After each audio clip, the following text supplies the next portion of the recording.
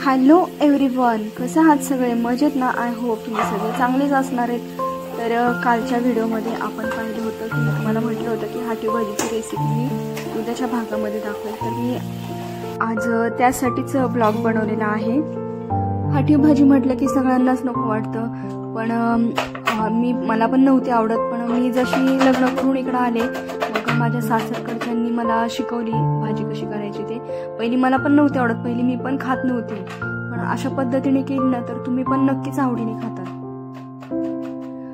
तर मी भाजी पहिली धुवून घेतलेली आहे, नंतर चिरलेली आहे.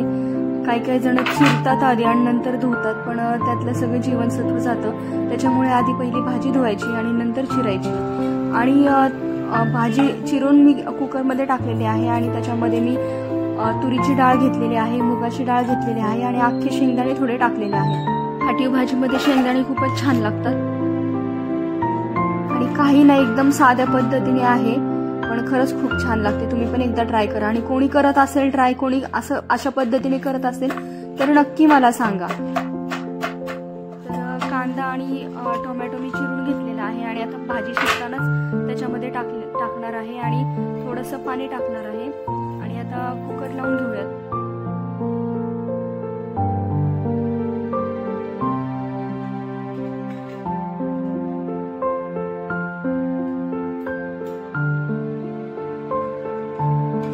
तीन शिट्ट्या करून घेतल्यानंतर मग डाळ मी अशी चमच्याने थोडीशी हे केली आणि आता फोडणी देते. फोडणीला काय देते, थोडंसं तेल, जिरं, मोहरी, लसूण, लाल तिखट, हळद आणि आपल्या घरचा मसाला, बस एवढंच टाकते मी, बाकी काही टाकत नाहीये.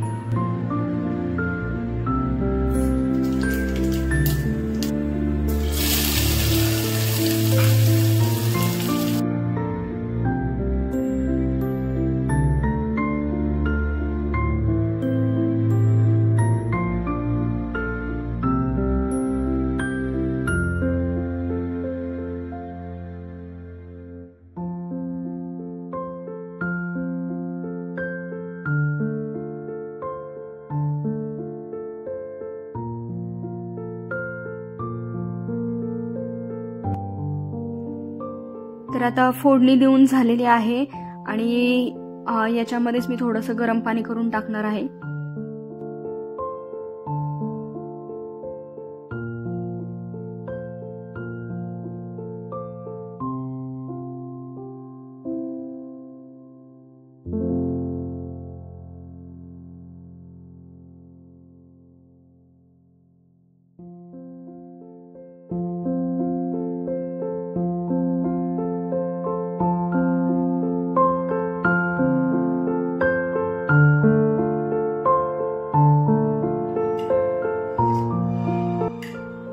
चवीनुसार मीठ टाकायचं आहे आणि चांगली उकळी येऊन द्यायची आहे.